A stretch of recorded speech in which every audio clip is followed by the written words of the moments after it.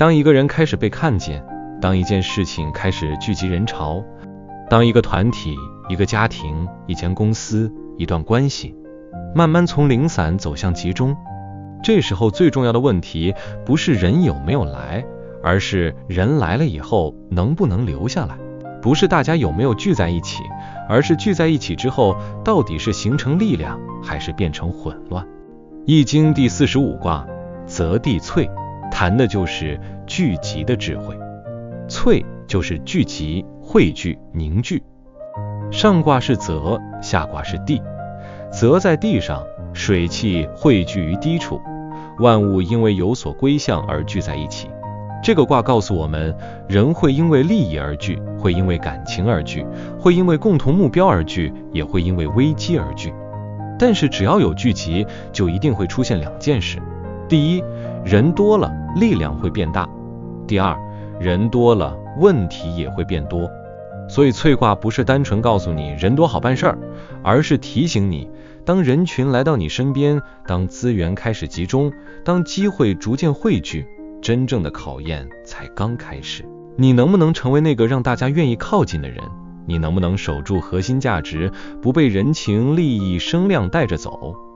你能不能在聚集之中建立秩序，让人心不散，让事情不乱，让力量不被内耗消耗掉？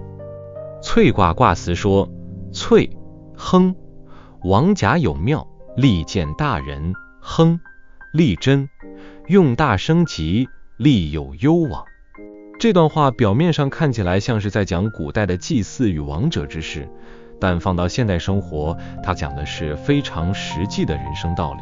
当人心聚集，事情可以亨通，但是要让聚集变成真正的力量，必须有一个共同的信念、共同的中心、共同的价值。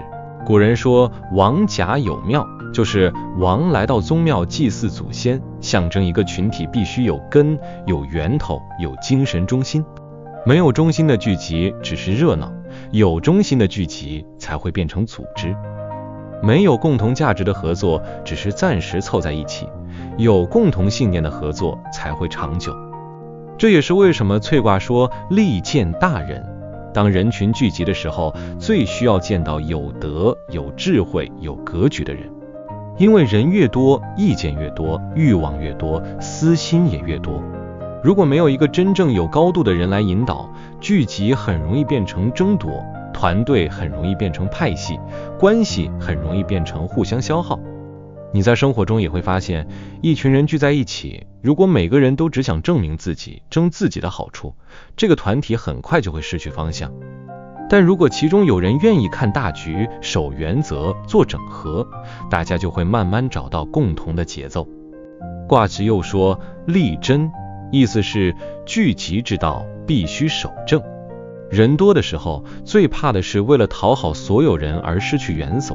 你不能因为想要被大家喜欢就什么都答应，不能因为想要留住关系就放弃底线，不能因为想要快速壮大就吸收不适合的人。真正能长久聚集的地方，不是没有规矩，而是有清楚的规矩。不是每个人都随便，而是大家都知道为什么要在一起。用大升级，象征要有诚意、有投入、有付出。想凝聚人心，不可能只靠口号，也不能只靠漂亮话。你要拿出真正的诚意，拿出资源，拿出责任，让别人看到你不是只想利用大家，而是真的愿意承担。无论是经营家庭、公司、社群、合作关系，甚至经营一段感情，都是如此。你想要别人向你靠近，你自己就要先有值得靠近的内容。你想要别人信任你，你就要先拿出足够的真诚与稳定。所以萃卦的核心主题是在人群聚集时，如何建立中心，凝聚人心，让关系变成力量，而不是变成负担。大象传说，泽上于地，萃，君子以除容器，戒不虞。泽水聚在地上，看似丰盛，但水一多也可能泛滥。人群聚在一起，看似热闹，但人一多也可能发生冲突。大象传提醒君子，面对聚集要准备兵器，防备意外。这不是叫你去攻击别人，而是提醒你，人越多的地方越需要风险意识。家庭聚会可能有情绪冲突，公司团队可能有权责不清，朋友合作可能有利益纠纷，社群壮大可能有流言与分裂。越是热闹的地方，越不能天真。很多人以为只要大家感情好，就不用讲规则；只要大家目标一致，就不会有问题；只要人多，事情自然会成功。翠卦偏偏告诉你，不是这样。真正成熟的人会在一开始就把规则讲清楚，把责任分清楚，把风险想清楚。因为等到问题发生才处理，往往已经伤了感情，破了信任，乱了秩序。如果你现在正在经营一个团队，翠卦提醒你，不要只看人数增加，也要看制度有没有跟上。如果你正在处理家庭问题，翠卦提醒你，不要只要求大家团结，也要让每个人知道自己的位置与责任。如果你正在建立一个社群或事业，翠卦提醒你，当声量变大，资源变多，反而更要谨慎。因为真正的考验不是没有人支持你，而是很多人支持你以后，你还能不能稳住自己。初六爻说，有福不终，乃乱乃萃。若好，一卧为笑，勿恤，往无咎。这一爻讲的是聚集的初期，人心还不稳，信任还不深。一开始好像有诚意，好像大家愿意聚在一起，但这份信任没有维持到底，所以容易混乱。这就像很多关系刚开始很热络，大家说的很好听，可是一遇到事情就开始各有各的想法。有些合作一开始气氛很好，但没有把方向说清楚，后面就开始误会。有些感情一开始很投入，但承诺不够稳定，后来就变成忽冷忽热。若好，一卧为笑，意思是如果你诚心呼唤，最后还是能化解尴尬，重新聚合。这一爻给我们的建议是，当你在人际关系、团队合作或家庭沟通中遇到初期混乱，不要急着判断谁背叛谁，也不要急着放弃。有时候不是大家不想一起走，而是信任还不够深，规则还不够明，方向还不够清楚。这时候最好的做法是把话说开，把诚意拿出来，把真正想合作的人重新聚回来。只要你不是靠情绪逼人，而是用真诚沟通，往前走就没有大问题。六二爻说，隐疾无咎，福乃利用帅。这一爻讲的是被正确的人牵引，因为有真诚，所以即使祭品简单，也能得到吉祥。放在人生里，它告诉我们，聚集不是乱聚，而是要被正确的力量引导。你跟谁在一起，会影响你变成什么样的人；你被谁带领，会决定你走向什么方向。如果你身边的人只会带你抱怨、比较、逃避责任，你的人生很容易越聚越低。但如果你身边有正直、有格局、有能力的人牵引你，即使一开始资源不多，也能慢慢走向好的结果。福乃利用穴也提醒我们，真正的诚意不在形式大小，而在内心是否真实。有些人送很大的礼，说很多漂亮话，却没有真正的心。有些人做的不夸张，但稳定、真诚、可信。翠卦在这里提醒你，在选择合作伙伴、朋友、伴侣、老师或团队时，不要只看表面的声势，要看内在的诚信。真正能长久聚集的人，不一定是最会包装的人，而是最值得信任的人。六三爻说，萃如皆如，无忧虑，往无咎，小令。这一爻的画面是一个人想要聚合，却找不到真正的位置，因此感到叹息。这就像你很想加入某个团体，但总觉得自己融不进去；很想参与某段关系，却觉得对方没有真正接纳你；很想在某个环境发挥，但又感觉自己不被理解。这种状态下，内心会有很多委屈与不安。无忧虑说明停在原地抱怨没有好处，但往无咎，小令又告诉你，往前走不会有大错，只是过程中难免有一点尴尬与小遗憾。这一爻给我们的建议是，当你在一个环境里觉得孤立，不要只停留在自怨自艾，你要主动寻找真正适合你的连接，也要勇敢调整自己的位置。有时候不是你不好，而是你没有站在对的位置。不是别人完全排斥你，而是你还没有找到合适的互动方式。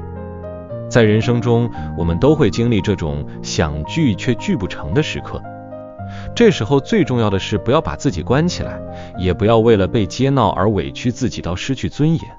你可以往前走，可以尝试沟通，可以寻找更合适的人群，但要保留自己的价值感。真正适合你的地方，不会让你永远靠讨好才能留下。94爻说大吉无咎，这一爻非常简短，却很有力量。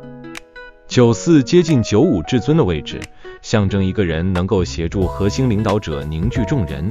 它不是最高的位置，但它站在非常关键的地方。这就像一个团队中的干部，一个家庭中的协调者，一间公司里承上启下的人。这种人如果心正，能够把上面的理念传达下来，把下面的人心凝聚起来，就会大吉无咎。但这一爻虽然说大吉，也暗藏提醒，因为你越靠近权力中心，越容易被利益诱惑，你越有能力凝聚人群，越容易产生自己的私心。如果你把聚集起来的人当成自己的资源，甚至想要取代真正的中心，吉就可能转成凶。所以这一爻告诉我们，当你在团体中有影响力时，要记得你的力量是用来成就整体，不是用来膨胀自我。在生活里，如果你是主管，要懂得让团队成功，而不是只让自己有功劳。如果你是家庭中的核心人物，要懂得让家人更和睦，而不是控制所有人。如果你是社群经营者，要懂得建立价值，而不是只享受被追捧。真正的大吉，不是因为你身边聚集了很多人，而是因为这些人因你而更有方向，更有秩序，更有力量。95爻说萃有位无咎，匪服袁永贞毁亡。95是君位，代表真正的中心。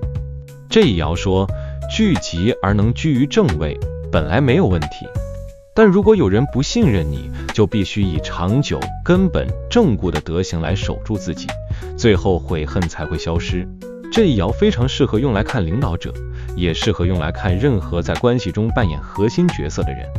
当你成为大家关注的中心，并不代表每个人都会信服你。有人会怀疑你，有人会观察你，有人会挑战你，也有人会靠近你，只是为了利益。这时候，你不能只靠位置要求别人服从，也不能只靠权力压制别人的声音。真正的信任是靠时间建立的。袁永贞就是从根本上保持正直，长久地守住原则。你要让别人看到，你不是一时热情，不是表面公正，不是只在有人看见时才负责。你要在一件又一件事情中证明你值得被信任。做领导如此，做人也是如此。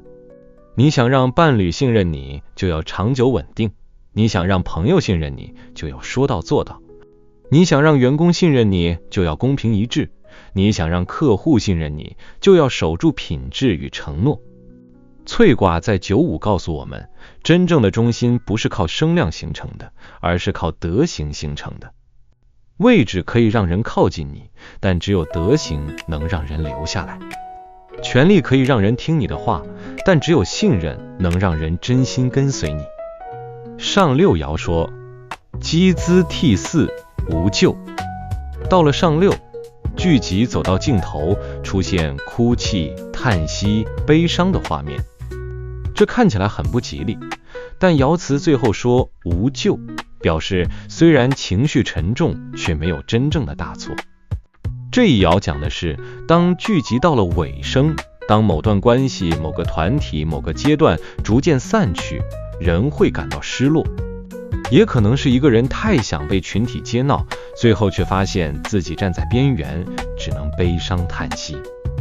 但为什么无咎？因为能够悲伤，代表你还有真心；能够留恋，代表你不是麻木的人。这一爻不是鼓励你沉溺于情绪，而是告诉你，有些聚散本来就是人生的一部分。不是所有人都会陪你走到最后，不是所有团体都能永远存在，不是所有热闹都能一直维持。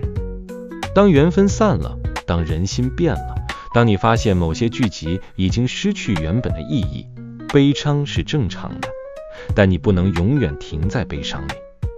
上六的建议是，面对散场，要承认自己的感受，也要理解聚散有时，该珍惜的时候珍惜，该告别的时候告别。不要因为害怕孤单，就留在已经没有真心的圈子里。不要因为舍不得过去，就让自己困在失去生命力的关系中。真正成熟的人，不只懂得如何聚，也懂得如何散。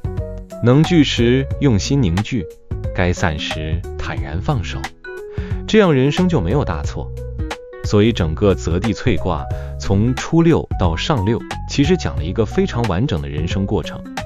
一开始人心不稳，需要真诚沟通，接着要接受正确牵引，选择值得信任的人，然后会经历融不进去的尴尬，需要调整位置。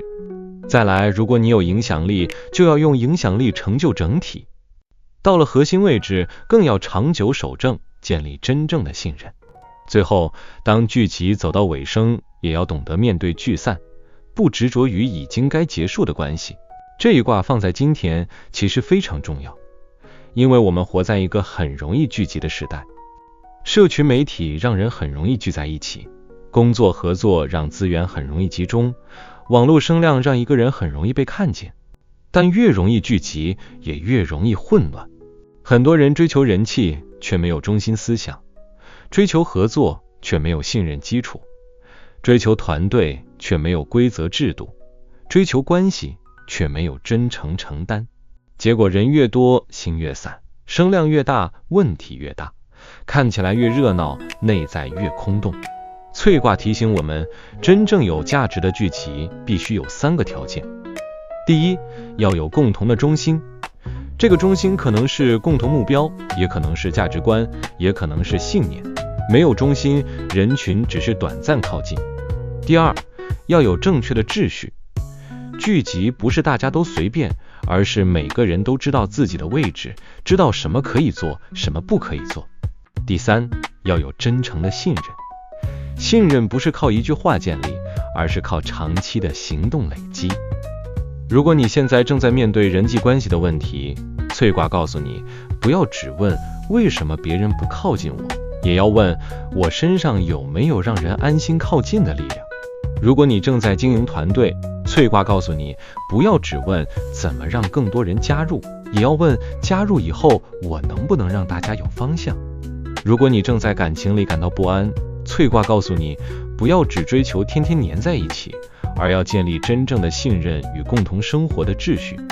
如果你正在做事业，萃卦告诉你，不要只追求人气与曝光，而要建立品牌的核心价值，否则人潮来得快，散得也快。择地萃的智慧，就是让我们明白，人与人之间最珍贵的不是一时热闹，而是能不能在聚集之中形成真正的力量。真正的朋友，不是只在热闹时出现，而是在关键时刻仍然可信。真正的团队，不是只在顺利时欢呼，而是在困难时仍然知道要往哪里走。真正的领导，不是让很多人围着自己，而是让每个靠近的人都变得更有方向。真正的感情，不是2个人只是依赖彼此，而是2个人能在共同价值中一起成长。最后，萃卦也提醒我们，聚集本身不是目的，凝聚才是目的。有人靠近你是机会，也是考验；资源来到你身边是福气，也是责任。你被人看见是好事，也是修行。